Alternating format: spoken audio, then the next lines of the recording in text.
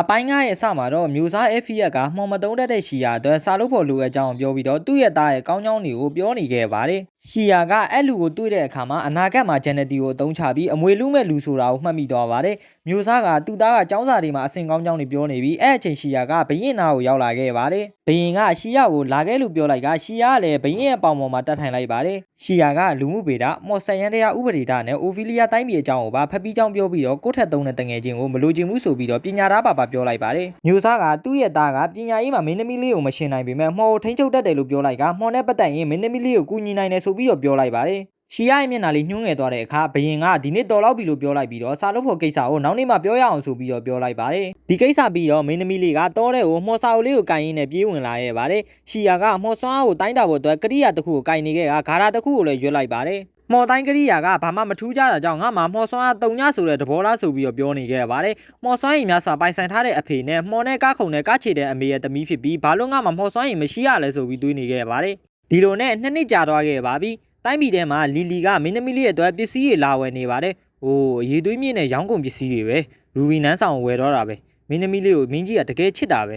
။ဒါဆိုရင်တော့အိုဗီလီယာတိုင်းပြည်ရဲ့စက္ကန့်တူကမင်းသမီးလေးဆိုတာတေချာတော့ပါပြီ။အဲ့ဒီနေရာမှာမှော်ဆရာတယောက်ကတေးရမယ့်လူကသူ့ကညမှာဘလို့ပြန်ရေးလိုက်တာလဲ။အန်ဩစရာပဲဆိုပြီးတော့ပြောနေပါတယ်။မင်းကြီးလှုပ်ပေးထားတဲ့မင်းသမီးလေးရဲ့အတွက်တီးတန်းစာကြည့်တိုင်မှာမင်းသမီးလေးကကြပြားလေးတွေကိုရွတ်ဖတ်နေပြီးတော့မင်းကြီးကလည်းပြုံးပြီးတော့ကြည့်နေခဲ့ပါတယ်။အဲ့အချိန်ဂိုးကြိုလိုဘိုးတော်လိုကောင်ကထပ်ပြီးတော့ရောက်လာပြန်ပါတယ်။မင်းသမီးလေးလည်းအလိုက်တင်ပြန်နှုတ်ဆက်နေပေမဲ့စိတ်ထဲမှာတော့အာယုံနောက်ဆရာကောင်ဆိုပြီးတော့မြစ်တာလေးပို့နေခဲ့ပါတယ်။အပြင်ဘက်မှာတမျိုးစိတ်ထဲမှာတမျိုးပေါ့သူမလိုပေါ့ဗျာ။အပြင်ပိုင်းမှာဒါတင့်ကိုအားနာလို့အလိုက်တင်ဆက်ဆက်နေပေမဲ့သူ့ရင်ထဲမှာတင်မရှိဘူးဆိုတာကိုတော့သိတင်ပါတယ်ဒီတစ်ချိန်မှာလည်းစာလို့ဖို့မရှိတဲ့မင်းသမီးလေးကိုစိတ်ပူကြောင်းပြောပြီးတော့သူ့မှာမင်းသမီးနဲ့ရွယ်သူဖြစ်တဲ့ဂျန်နတီရှိကြောင်းကိုစကားလမ်းကြောင်းဖောက်လိုက်ပါတယ်ဂျန်နတီကဥပဒေဘာသာရပ်မှာကျွမ်းကျင်ကြောင်းနဲ့မင်းသမီးလေးကလည်းဒီဘာသာရပ်မှာမတင်ရသေးဘူးမလားလို့မေးလိုက်ပါတယ်ဂျန်နတီကိုရှီယာကိုကတ်ခိုင်းပြီးမင်းကြီးနဲ့နီးစပ်အောင်ကြံနေတယ်ဆိုတာကိုရှီယာကသိပါတယ်ရှီယာကဦးလေးသမီးကိုနှောက်နေတာလားအိုဗီလီယာတိုင်းပြည်ရဲ့မင်းသမီးကဥပဒေတွေကိုမသိဘူးလို့ထင်နေရလားဆိုပြီးတော့ဥပဒေဆောင်မတွေကိုအကုန်ရွတ်ပြလိုက်ပါတယ်မျိုးစားလည်းမင်းသမီးကိုအထင်သေးမိလို့တောင်းပန်ပါလေလို့ပြောလိုက်ပါတယ်မင်းသမီးလေးကအခုအာလန်နာမှာနာမည်ကြီးနေတဲ့ Night ဆိုတဲ့ကြပြဆရာရဲ့စာအုပ်ကိုတမီးတော်ကိုပေးလိုက်ပါဆိုပြီးတော့မျိုးစားကိုပြောလိုက်ပါတယ်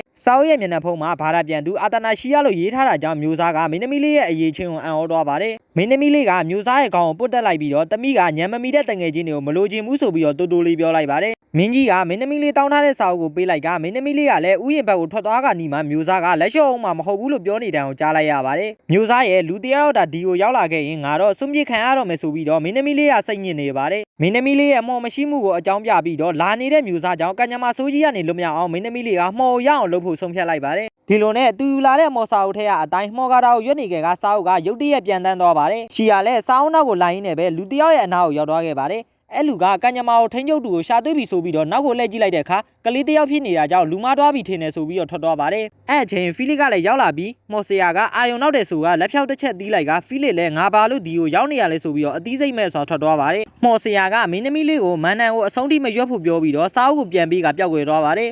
မင်းသမီးလေးကဒီအကြောင်းကိုဖီလစ်ကိုပြန်ပြောပြပေမဲ့ဖီလစ်ကမယုံကြည်ဖြစ်နေပါတယ်ဒါကြောင့်မင်းသမီးလေးလည်းဘာမှဆက်မပြောတော့ပဲထသွားပါတော့တယ်ဖီလစ်ကမင်းသမီးလေးအထီးကျန်မှာစိုးတာကြောင့်ရွယ်သူတငယ်ချင်းလိုအပ်ကြောင်းကိုမင်းကြီးကိုပြောနေခဲ့ပါတယ်မင်းကြီးကမင်းတို့ကလေးတယောက်ကိုတော့ပြောအောင်မထားနိုင်ဘူးလားလို့ပြောလိုက်ကဖီလစ်လည်းဝမ်းနေပြီးတော့ထွက်သွားပါတယ်ရှီယာကထုံးစံအတိုင်းပဲမင်းကြီးနဲ့မနှက်စာအတူလာစားပါတယ်မင်းကြီးကလည်းကိတ်မုံမျိုးစုံကိုချခိုင်းလိုက်ပြီးတော့ငက်ပြက်နေတဲ့ရှီယာလည်းအားရပါရစားနေခဲ့ပါတယ်ဘာလို့ငက်ပြက်နေတာလဲဆိုတော့ရှီယာရဲ့ချောကလက်တွေကအခုနောက်ပိုင်းပျောက်သွားနေပါတယ်ရှီယာဘဝကလည်းချောကလက်ကိုလီလီမသိအောင်ခိုးစားရပါတယ်ဆိုမှတခိုးကပေါ်လာပြန်ပါတယ်ဘယင်ကဖီလစ်ပြောတဲ့မင်းသမီးလေးကိုရွယ်သူတငယ်ချင်းပေးလိုက်ပါလားဆိုတဲ့စကားကိုပြန်ကြားအောင်ရှီယာကိုတငယ်ချင်းလိုချင်လားလို့မေးလိုက်ပါတယ်ရှီယာရဲ့ပါကပေနေတဲ့မုံတွေကိုလည်းမှော်သုံးပြီးတော့တုပ်ပေးလိုက်ပါတယ်ရှီယာကပပရဲ့လီလီရဲ့ဖီလစ်နဲ့ကိတ်မုံလည်းရှိတာမို့တငယ်ချင်းမလိုပါဘူးလို့ပြောလိုက်ပါတယ်ရှီယာကသူ့ရဲ့အနာဂတ်ကိုပြောင်းလဲဖို့အတွက်အသက်16နှစ်မပြည့်ခင်မှာမှော်တက်မြောက်ရမှာပဲဖြစ်ပါတယ်ရှီယာစိတ်ထဲမှာလည်းမန်နန်ကိုအဆုံးထိမရွက်ဖို့မှားသွားတဲ့လူအကြောင်းတွေးရင်လည်းမဟုတ်မှလွယ်ရောငါမန်နန်ကထီရောက်မှုရှိလို့လားဆိုပြီးတော့စဉ်းစားနေပါတယ်တစ်ဖက်မှာလည်းလူကကအနာဂတ်ကိုတနည်းအားဖြင့်ကဘာလန်းချောင်းကိုပြောင်းလိုက်တဲ့လူကိုနန်းဆောင်ထဲမှာရှိတာတေးကြတယ်ဆိုပြီးတော့လိုက်ရှာနေခဲ့ပါတယ်ရှီယာကလည်းပထမအကြိမ်တုန်းကလိုပဲမှော်များရလာမလားဆိုပြီးတော့ခါတိုင်းရွတ်နေခဲ့ပါတယ်ရှီယာကိုယ်ထဲမှာလည်းချိတ်ပိတ်ထားတဲ့မှော်စာအုပ်ဘေးနာကတန်ကြိုးတွေကပြက်ကုန်ပါတယ်အဲ့အချိန်လူကရောက်လာပြီးတော့ရေတနာမျက်လုံးရှိပြီးမှော်စွမ်းရည်မရှိတဲ့မင်းကကဘာလန်းချောင်းကိုဘလို့ပြောင်းလိုက်တာလဲဆိုပြီးမေးနေပါတယ်ရှီယာကမသိတယ်လို့နေနေတာကြောင့်လူကလည်းသူ့ရဲ့မှော်စွမ်းအောင်သုံးလိုက်ပြီးတော့ရှီယာကိုစိတ်ညှို့လိုက်ပါတယ်လူကရှီယာကိုထပ်မေးပေမဲ့ရှီယာကမှော်စွမ်းရည်မရှိလို့မှော်လိုချင်တယ်ဆိုပြီးပြောလိုက်ပါတယ်လူကလည်းရှီယာကိုပြစ်ချလိုက်ပြီးတော့တိမ်ပုံစံအကောင်လေးကလာခဲ့လို့ရှီယာကန်ကောင်းတော့ပါတယ်ဒါပေမဲ့လည်းလူကရဲ့ရန်လိုမှုကြောင့်အကောင်လေးကထွက်ပြေးသွားပါတယ် လူကရှီယာနာကိုတဖြည်းဖြည်းချင်းတိုးလာတာကြောင့်ရှီယာလည်းကာဝေးမော်မန်နန်ကိုရွက်လိုက်ပြီးတော့မန်နန်ကအလုပ်ဖြစ်သွားပါတယ်ရှီယာကလူကကိုပြောင်းလိုက်ပြီးတော့နောက်မှတွေ့မယ်ဆိုပြီးထွက်ပြေးသွားပါတယ်လူကသူ့ရဲ့မော်ဆွမ်းနဲ့ရှီယာရဲ့မော်ကိုဖျက်ဆီးလိုက်ပြီးတော့မကြခင်ပြန်တွေ့ရမှာပါဆိုပြီးပြောပျောက်ကွယ်သွားပါတယ်ရှီယာကဒီအကြောင်းတွေကိုပြောဖို့ခမီးတော်စီအပြေးလွှာလာနေရင်ရုတ်တရက်ပါဇက်ကနေတွေးတွေထွက်ကြလာပါတယ်ဘယင်ကလည်းရှော့ရသွားခဲ့ပြီးတော့ရှီယာလေးကလည်းလဲကျတော့ကအပိုင်းကတော့ဒီမှာပဲပြီးဆုံးတော့ပါပြီ